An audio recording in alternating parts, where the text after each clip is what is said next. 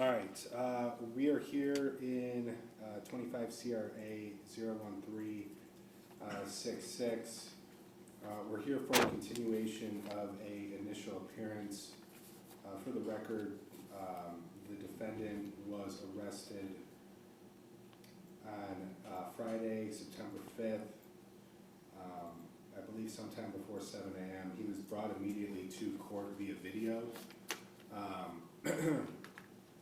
At that time, I found that there was probable cause for him to be detained without a warrant on the charge of abduction, a felony of the 3rd degree.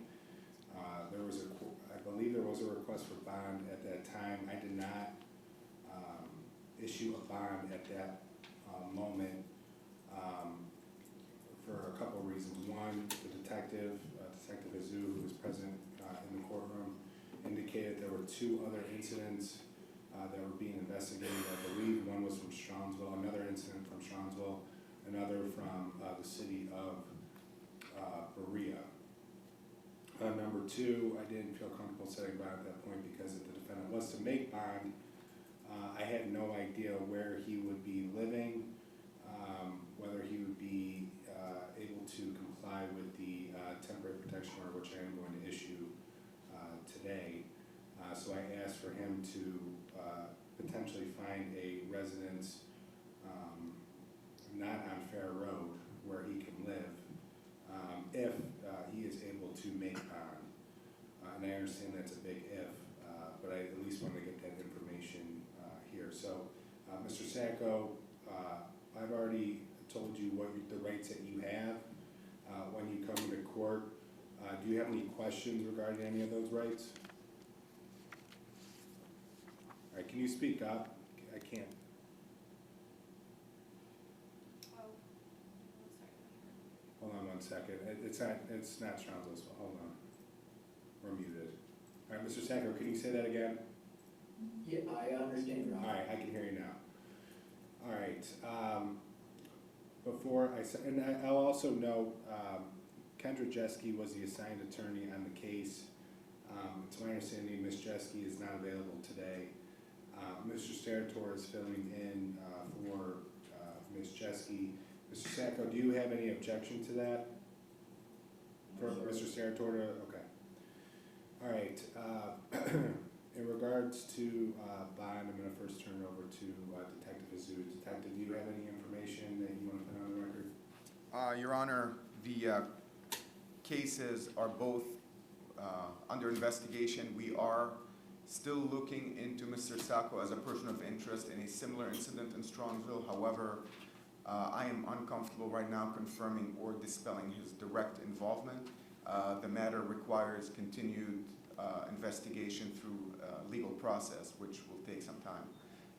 However, as far as Berea PD is concerned, they are looking at their own case, and we have been in communication. Okay. All right, and do you have an opinion in regards to bond? Your Honor, we request as high bond as possible given the proximity residence-wise to the victim and her family, prior history in this court with 2 public indecency cases, as well as the allegations of the other case we are looking into. Okay. All right. Thank you, Detective Hazou. Mr. Castell, who is the prosecutor from Strongsville, is also present via Zoom. Mr. Castell, did you want to put anything on the record? Yes, Your Honor, thank you. I would echo the statements that Detective Hazou just made. Judge, we would be looking for a high bond with GPS considerations should bond be made, as well as a protection order to be put in place. And this is all due to the really disturbing nature of the allegations here, as well as the age of the victim. So we would ask that bond be high bond. All right, I appreciate it. Mr. Sterator, who again is filling in for Ms. Jeske, do you have a position on that?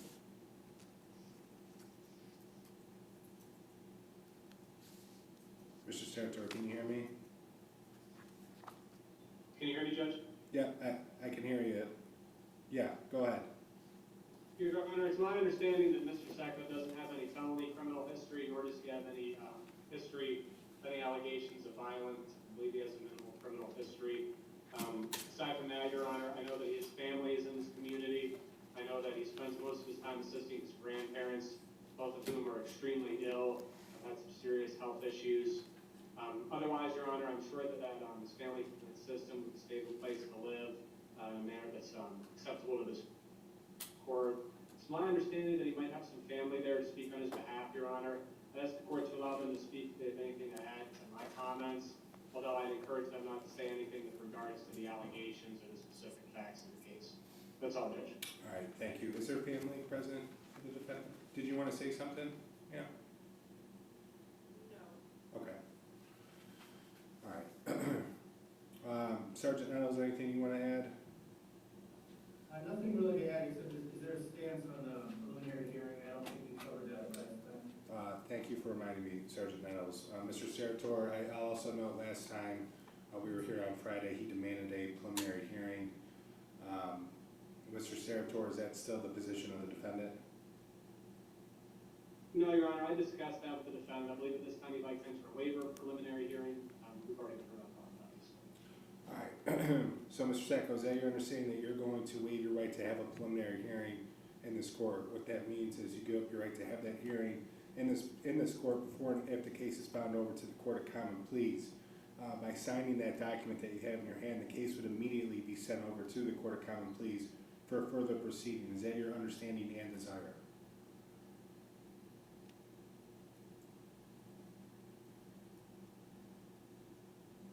Yes, Your Honor. All right.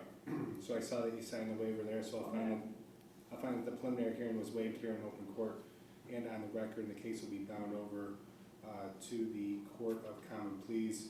The last thing I'll address before we get into bond, Mr. Sacco, I asked you, or maybe Mr. Serator, you know, I asked if he did make bond, where is he going to stay? Does he have another place of residence outside of Fair Road? Did you guys have an opportunity to discuss that? I did not discuss that specifically. Mr. Sacco indicated he was living with his grandparents who are very ill. Mr. Sacco, do you have another address that you can stay out away from that area? I was planning on speaking to my mother, but I just have not got the opportunity yet to speak to her, but I do plan on speaking to her as soon as I can. Okay. All right. Well, here, a couple things. This is a felony of the third degree.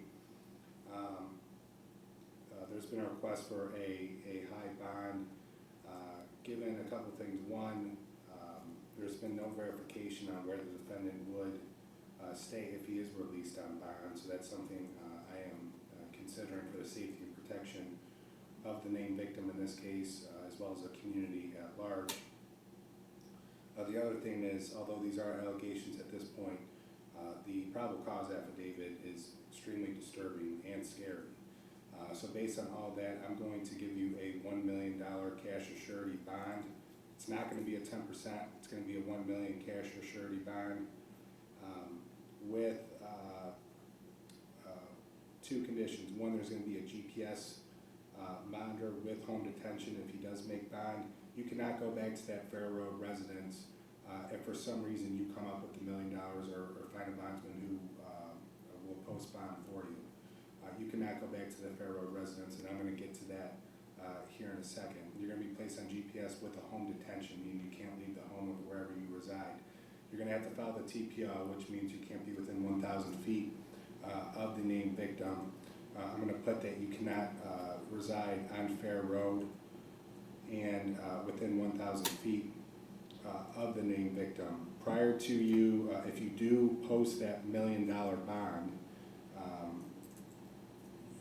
a judicial officer, because I'm not going to have jurisdiction over this case once the journal entry is signed and filed. But as part of my bond, there's going to be a requirement that a hearing be held that we can verify where you're going to be living at.